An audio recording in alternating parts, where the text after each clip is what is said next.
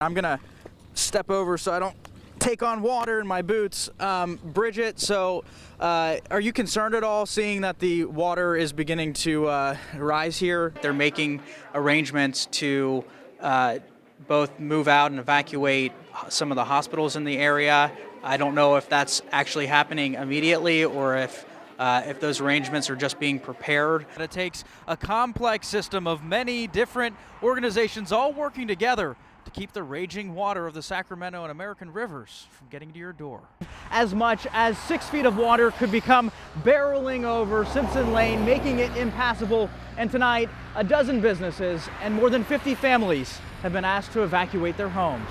Things here right now are surprisingly calm compared to what they look like just earlier today. If you take a look over here, that doesn't mean that the folks living here are out of the woods yet. This is a roadway, normally fields, but it's turned into a lake this evening. There are some folks standing to the left and right of me, community members, trying to figure out what might have happened here, as there's not a lot of information coming out right now. The best time to get out of the Sacramento Valley is this evening if you want to miss any of those major delays that are possible over the next few days. Union Pacific still doesn't quite know exactly how much diesel spilled and how it was started. They are still looking into that tonight. In Roseville, Giacomo Luca, ABC 10 News. Okay, there it is. There's some peaches with the cream cheese sweet on top. I'm gonna go for it. Okay. Wash it down with some milk.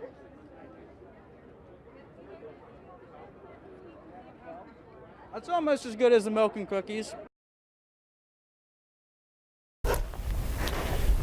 They're just grill bags. Chad Sutton's one of more than 700 registered marijuana growers in Calaveras County. Like when you came in, like you were sure that the county was ready to do business with the growers? Yeah, they took everybody's money, you know, and we planned on this being a long-term thing. Over the last few years, he's invested hundreds of thousands of dollars in land, equipment, and staff to grow his marijuana business. It's going to be a big deal, definitely for a lot of people. You know, there's a lot of people who got everything invested in it. And now he's sitting on edge because all of this could be taken away. When you hear the stories that I've heard, it rips your heart out of people who were brutalized by the Butte fire and came back after it was cleaned up, you know, ready for people to move back. And they found that they were surrounded by pot growers. Calaveras County was one of the first in the state to allow commercial pot growing. Even before the passing of the controversial Proposition 64 last November, but not everyone in the county is as enthusiastic as Chad. The county went ahead with this without considering the implications of enforcement and services and everything else. He's gathered enough signatures to bring a vote to ban commercial pot grows this May. Caught between a rock and a hard place is Sheriff Rick DiBasilio. Why now consider this ban for Calaveras County? The ban has been something that a lot of citizens in the county have been working on for months. The sheriff's trying to figure out how to tackle an increase in burglaries and thefts over the last year and more shootings than ever before, as much as 75% being linked to marijuana-related crimes. What has been the biggest challenge for you as a department in enforcing the laws? The biggest challenge is not having the staff. We can do the job. Whether they ban it or whether they regulate it, we can do the job. It's going to take time. A difficult task, he said, when deputy salary caps are lower than surrounding counties. The way we see it is when the ban comes in, the problem begins to shrink. I think everybody needs to come together and come up with a plan, what works for everybody. And the next meeting discussing this very topic will happen at the Calaveras County Government Center at 9 a.m. on Tuesday. It's expected to be a packed house. In Calaveras County, Giacomo Luca, ABC 10 News. It's not. Reza Alizada is a freshman at Encina High School. A big change for the 15-year-old compared to 5 years ago.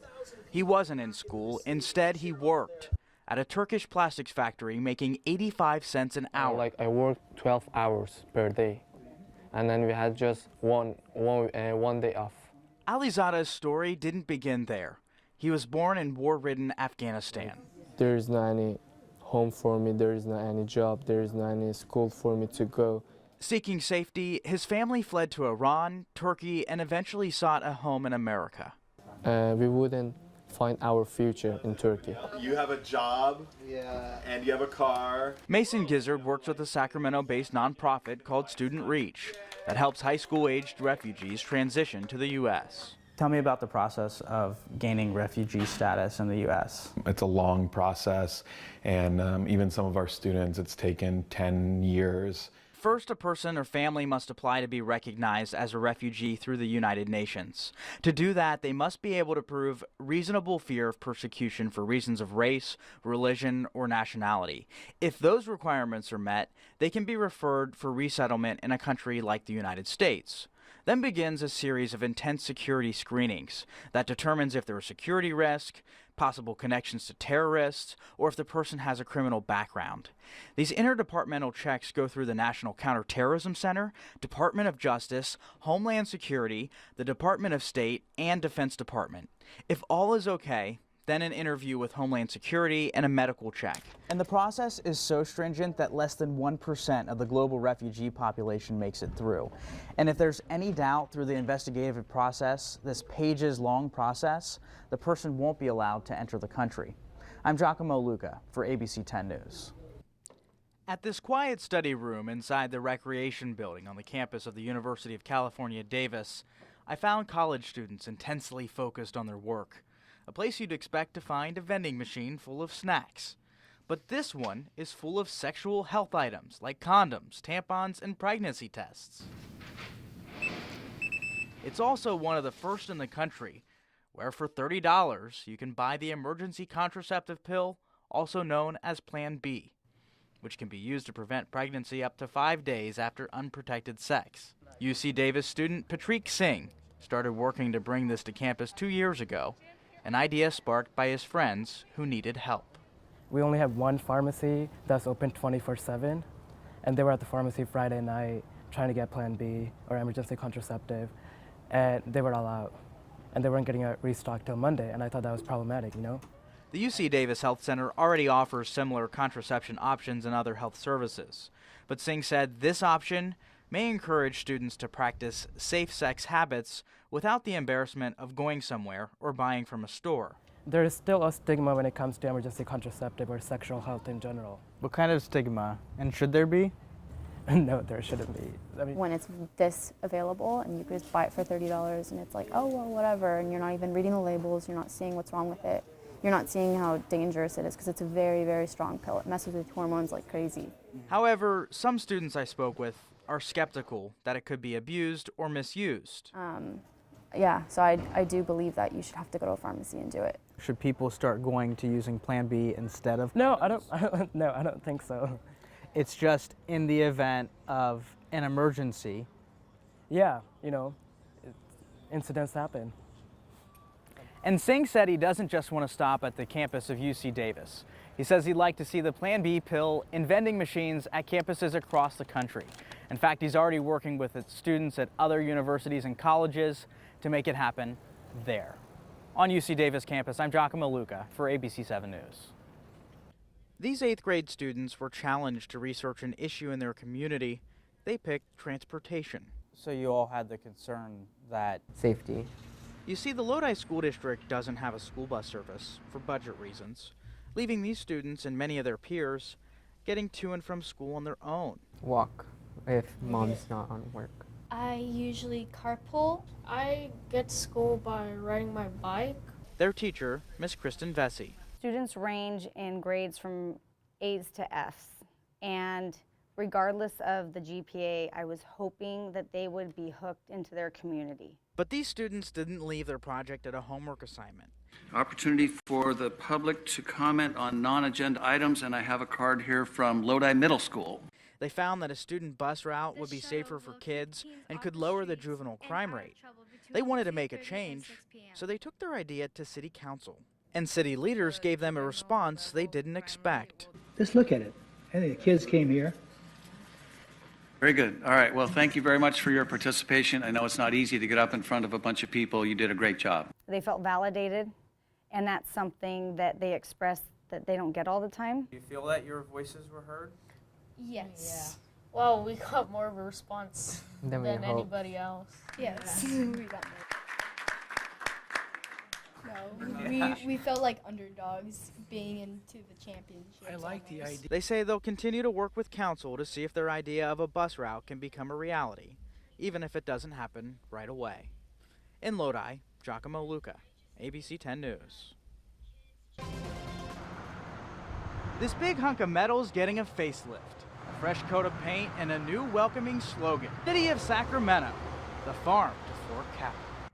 Whoa, whoa, whoa. This sign says Sacramento City of Trees. So which is it?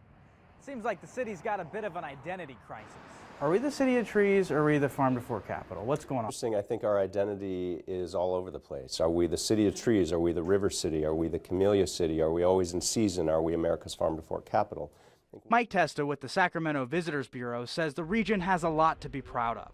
With more than 1.5 million surrounding acres of farmland and dozens of year-round farmers markets, he says agriculture most of all. What is the best foot we can lead with as far as positioning the identity of Sacramento for the rest of the country? And we believe that that is farm to fork. That's why his group worked with City Council to make the water tower facelift happen. We are about 25 staff here in the Tree Foundation. But for years, Sacramento has been touted as the City of Trees, and recently validated by an MIT study that found Sacramento is the greenest city in the U.S., third in the world. And folks with the Sacramento Tree Foundation, who helped earn the name, are proud of it. I never thought that painting a water tower would be so controversial. Did you? It can be, because once you have a name attached to it for so long, it becomes ownership of the city. Can we be both? I think so. We can be both. We can be tree capital of USA, and they can be the farm to fork capital of USA. When it comes down to it, Sacramento will still be all of those things. But when it comes down to building a brand, I think it's a little bit of a mixed message if you have Welcome to America's Farm to Fork Capital and the City of Trees and the River City and the Camellia City. I think, again, you need to focus on what your strongest identity is. Okay, so your big takeaway from this story, any surprises here? Really surprised that people really were like, they love the fact that Sacramento is a city of trees. And I didn't think at all at any point that painting a water tower would cause so much controversy. Well, people are like, don't mess with our city of trees. But the truth is, when it comes down to it, it's all about identity. It's about who you are, and that's important. It is. Well, keep in mind. Thank you so much, Giacomo. Thank you.